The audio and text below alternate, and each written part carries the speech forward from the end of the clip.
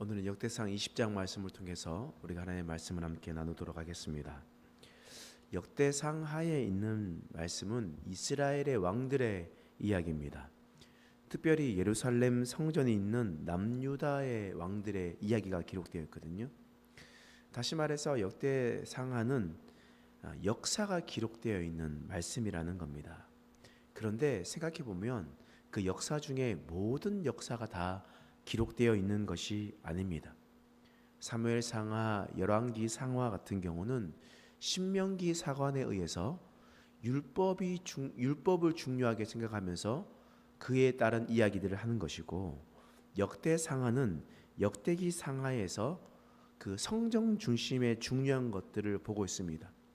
그래서 이 사무엘 상하에 나와 있는 말씀과 역대 상에 있는 말씀이 어떨 때는 겹쳐서 이야기도 하지만 어떤 부분에서는 생략되기도 합니다.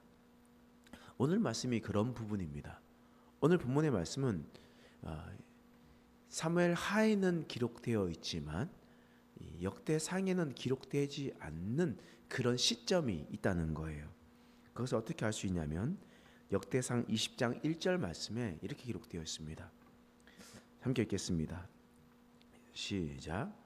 해가 바뀌어 왕들이 출전할 때가 되매 요압이 그 군대를 거느리고 나가서 암몬 자손의 땅을 격파하고 들어가 랍바를 에워싸고 다윗은 예루살렘에 그대로 있더니 요압이 랍바를 쳐서 함락시키매. 지금 역대상 1절 말씀에 보면 다윗이 암몬과 자손과의 전쟁을 치룰 때가 기록되어 있습니다. 해가 바뀌어 왕들이 출전할 때에 왕은 예루살렘의 그 자리에 머물러 있고 요압은 군대를 거느리고 나가서 전쟁하다가 그 전쟁에서 승리했다, 한 절로 기록되어 있지만, 그러나 사무엘하에 보면 이 말씀이 사무엘하 11장에 너무나 정확하게 기록되어 있는 말씀이거든요. 그 말씀이 뭐냐면 우리가 너무나 잘 알고 있는 다윗과 바세바의 사건이 기록된 말씀입니다. 다윗과 바세바가 기록되었었을 때 다윗이 어떻게 했냐면 해가 바뀌어 왕들이 출전을 했었을 때에 다윗은 예루살렘에 그대로 있었고 요압이 나가서 전쟁을 하고 있었을 그때에 라는 것이 나오고 있습니다. 그런데 다윗의 어떤 이런 일들이 율법에 의해서는 너무나 중요하고 이렇게 이야기를 했었기 때문에 그것이 모든 것을 다 진솔하게 기록되어 있고, 이미 이제 역대기에 있는 말씀은 이미 그 사무엘 하에서 기록되어 있으니까 성전 중심으로 이야기했기 때문에 그것을 빼놓고 이야기하고 있는 것이다 라는 것을 우리가 볼 수가 있습니다. 근데 이런 상황에서 다윗은 바세바와 간음죄를 저질렀죠. 그리고 그녀의 남편이었었던 우리아를 전쟁에 내보내서 거짓 모략으로 사람을 죽였습니다.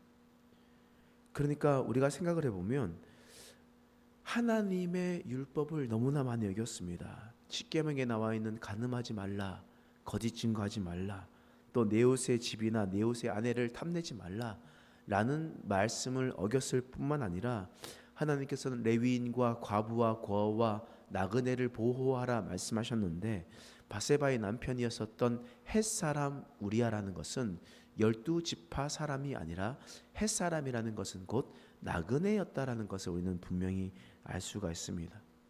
이처럼 다윗은 하나님의 율법 말씀대로 지키지 않았다라는 거예요. 그렇다라는 것은 다윗이 어떻게 해서 범죄하게 되었는가라는 것을 우리가 먼저 살펴봐야 됩니다.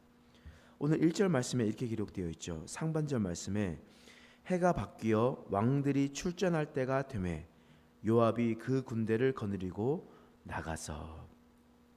해가 바뀌어 왕들이 출전할 때가 되었습니다. 다른 때는 그냥 병사들을 보내고 군대 장관을 보내서 싸울 때가 있지만, 어떨 때는 왕들이 직접 나가서 싸워야 할 때가 있다라는 거예요. 그래서 왕들이 출전 나갈 때가 되는데 요압만 출전했습니다. 그리고 다윗은 그냥 예루살렘에 그냥 머물러 있었습니다. 그러니까 왕궁에서 있다가 밧세바를 목격했던 겁니다. 그리고 그를 불러서 관계를 하고 간음하게 되는 일들이 일어나게 됐다는 겁니다. 다시 말해서 하나님의 말씀을 범하고 범죄하게 된 시작이 뭐냐? 태만이었습니다. 게으름이었어요. 게으름부터 시작하는 겁니다. 게으름이 나에게 찾아왔었을 때, 이제 내가 나가도 되지 않나도 되겠지. 이 정도 전투면 요압만 보내도 되겠지. 라는 그 게으름과 그곳으로 시작된 태만의 시작이었던 거예요. 그 태만이 점점 커지자 교만이 되었던 겁니다. 그런데 그것이 사실 끝나지 않아요. 한 번 받았던 죄는 그냥 그것으로 멈추지 않습니다. 계속해서 죄는 점진적으로 더 커지게 되어 있습니다. 2절 말씀 보십시오. 읽어보겠습니다. 시작. 다윗이 그 왕의 머리에서 보석 있는 왕관을 빼앗아 중량을 달아보니 금 1달란트라. 그들의 왕관을 자기 머리에 쓰니라. 다윗이 그 성에서 노략한 물건을 무수히 내오고. 지금 다윗이 암몬 자손을 쳤고 암몬 자손에게 그것들에 대해서 왕관을 빼앗았습니다. 그 왕관의 무게가 얼만큼 되었냐면 1달란트라고 되어 있습니다. 구약시대 1달란트라는 것은요, 금 30kg에서 35kg가 되는 것이 1달란트입니다. 구약시대는요. 그럼 신약시대는 24kg에서 28kg 정도 된다라고 했는데, 그러면요, 적게 잡아도 금 1달란트는 30kg입니다. 30kg 되는 금 1달란트를 그냥 메고 가도 힘든데 다윗은 어떻게 했다고 했습니까? 자기 머리에 쓰고 있었다라고 성경은 이야기를 하고 있습니다. 자기 머리에 썼어요. 여러분, 여기에서 우리가 이전의 다윗과 지금의 다윗의 차이점을 우리가 볼 수가 있습니다. 다윗은 전쟁을 하고 난 다음에 전리품을 어떻게 했습니까? 다윗은 어떤 사람이었어요? 우리가 아는 다윗은 전쟁에서 얻은 전리품은 다 가지고 와서 하나님께 드렸습니다. 하나님께 드리고 자신의 하나님의 성전을 건축하기 위한 재료로 사용했었다라는 겁니다. 다윗은 자신의 사치하기 위해서 사용했었던 사람이 아니었습니다. 창고에 비축해두고 그것을 가지고 성전 재료로 사용할 수 있도록 했었다라는 겁니다. 그런데 오늘 2절 말씀에 보니까 뭐라고 기록되어 있냐? 그들의 왕관을 자기 머리에 쓰니라. 그 영광을 어디로 돌렸다고 합니까? 자기에게 돌렸다라고 성경은 이야기를 하고 있습니다. 이전에 있었던 다윗은 하나님과 가까이 나가고 하나님과 깊은 관계에 있었을 때의 다윗은 하나님께 모든 영광을 돌리면서 살아갔던 사람이었습니다. 그런데 죄로 인해서 죄가 점점 커져 버렸었던 다윗은 이제 그 영광을 자신에게 돌리는 모습을 보게 되는 겁니다. 여러분, 이게 무슨 말이겠습니까? 여러분, 이것이 바로 죄의 확장성입니다. 죄는요, 마치 곰팡이와 같습니다. 아주 작은 곰팡이가 피었습니다. 그 곰팡이는 아주 작게 시작합니다. 그런데 그 곰팡이를 내버려 두면 어떻게 되겠습니까? 순식간에 그 모든 것이 퍼져서 아무것도 하지 못하게 합니다. 돌이킬 수 없게 만들어 버리는 것이 바로 곰팡이입니다. 죄가 이렇다는 겁니다.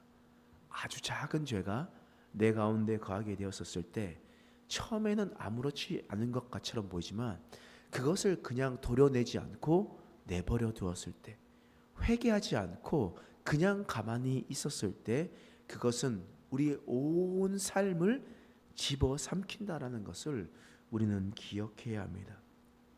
다윗이 그랬습니다. 다윗이 처음에는 게으름이었습니다. 그냥 조그만한 게으름으로 시작했습니다. 근데 그 게으름이 태만이 되었고 그 태만이 교만이 되었습니다. 그리고 그 교만으로 말미암아 하나님의 수많은 말씀을 어기면서 살아가게 되었습니다. 간음하고 살인하고 거짓으로 얘기하고 또한 남의 것을 탐내고 나그네를 멸시하고 수많은 죄를 통해서 하나님 앞에 그런 범죄를 저질리게 되었다는 겁니다. 뿐만 아니라 나아가서 하나님께 돌려야 할 영광을 이제 자신에게 돌리는 그런 일들이 일어나게 되었다라는 겁니다. 이런 죄를 짓게 되는 겁니다. 그런 죄를 저질렀을 때 어떤 일이 일어나냐면요, 4절 말씀에 보면 어떻게 기록되어 있냐면 후에 블레셋 사람들과 게셀에서 전쟁할 때에 블레셋과의 전쟁이 일어나죠. 5절에서 또다시 블레셋 사람들과 전쟁을 하게 됩니다. 그리고 또 6절에 보니까 또 가드에서 전쟁을 하게 됩니다. 이게 무슨 말이냐면 죄에 빠져 있었을 때 이 다윗에게는 계속 여러 가지 어려움들이 3번에 걸쳐서 계속 일어나게 되었다라는 겁니다. 이게 무슨 말이겠습니까? 사실 다윗은 왕이 되고 난 다음에 동과 서 북에 있었던 모든 사람들을 무찔렀고 주변 나라를 정복했습니다. 그리고 조공을 받았다라는 거예요. 편하게 살아가게 되었던 겁니다. 그런데 죄로 인해서 다윗이 타락하고 어려움을 겪게 되니 타락하고 하나님 앞에 죄악을 겪게 되니까 어떤 일들이 일어나냐? 자신에게 계속 수많은 어려움들이 찾아오기 시작했다는 겁니다. 나를 힘들게 하는 블레셋과 같은 존재들이 생겨났게 되었던 겁니다. 왜 그렇겠습니까? 우리도 마찬가지예요. 우리에게 일어나는 수많은 어려움들이 있습니다. 나를 힘들게 하는 블레셋과 같은 존재들이 우리에게 있습니다. 그래서 걱정할 때가 있습니다. 그런데 사실 나를 괴롭게 하는 그 수많은 문제들이 그 블레셋의 문제가 아닐 수 있다는 것을 기억하십시오. 나를 힘들게 하는 주위에 있는 모든 것들이 그들의 잘못이 아니라 그들의 문제가 아니라 바로 죄 가운데 살아가고 있는 내가 문제일 때가 있다라는 것을 기억하시기 바랍니다. 그래서 우리는 오늘 다윗과의 모습을 보면서 내 마음 가운데 죄악의 곰팡이가 피어 있지는 않는지 그 작은 것을 내버려 두면서 내가 그렇게 살아가고 있지 않는지 여러분 기억하시기 바랍니다. 그래서 빨리 도려내시기 바랍니다. 일이 점점 커지기 전에 빨리 끊어내시길 바랍니다. 그래서 하나님께서 우리에게 주시는 그 말씀 가운데 살아가는 우리 모습 되길 간절히 소망합니다. 오늘 본문에 나와 있었던 다윗은 그 죄의 확장성으로 말미암아 수많은 어려움을 겪게 되었습니다. 수많은 어려움을 겪었을 때 그것이 블레셋이 다시 나와서 그런 일이라고 착각할 수도 있었습니다. 그런데 하나님은 말씀을 통해서 분명하게 말씀하셨습니다. 그 문제는 블레셋의 문제가 아니라 바로 다윗의 문제였음을, 다윗의 속에 있었던 죄악의 문제였음을 고백하게 하셨습니다. 오늘 우리가 그것을 잘 기억하면서 우리가 우리의 삶 가운데 여겨지는 여러 가지 일들 가운데서 주위에 있는 환경들을 탓하는 것이 아니라 내 속에 하나님의 얼굴을 바라보지 못했던 썩어져가는 것들이 있지 않는지를 다시 한 번 더 확인하고 주님 앞에 나아가서는 저와 여러분 되시길 간절히 축원합니다. 기도하겠습니다. 하나님, 오늘 말씀을 통해서 우리를 깨닫게 하시니 감사합니다. 우리가 온 마음과 정성을 다하여서 주 앞에 서게 하여 주옵소서. 혹 우리 가운데 죄의 곰팡이가 피어 있다는 것을 확인되면 하나님 발견하는 즉시 도려내고 또한 드러낼 수 있도록 도와주옵소서. 주위에 있는 환경에 있는 문제들이 남의 탓을 하는 것이 아니라 내 탓인 것을 기억하게 하시고 하나님을 붙들며 다시 한 번 더 하나님 앞에 돌이키며 첫사랑을 회복하는 우리 인생 될 수 있도록 도와주시옵소서. 감사드리며 예수님의 이름으로 간절히 기도드립니다. 아멘.